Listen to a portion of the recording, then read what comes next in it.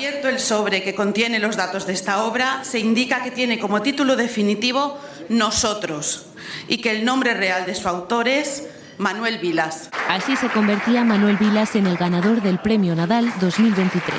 Por unanimidad, el jurado había elegido la novela La enamorada del viento, de Emily Watson.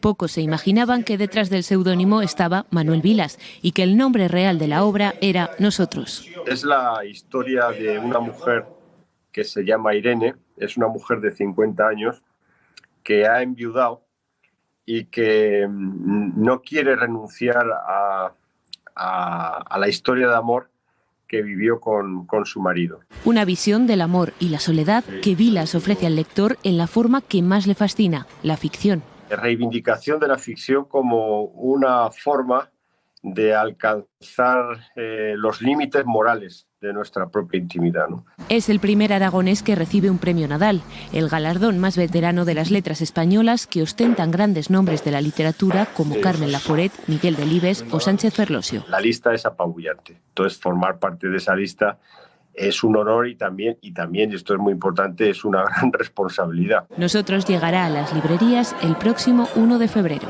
Yo tengo muchas ganas de que llegue ese día y de que la novela esté en manos de quien tiene que estar, que es de los lectores.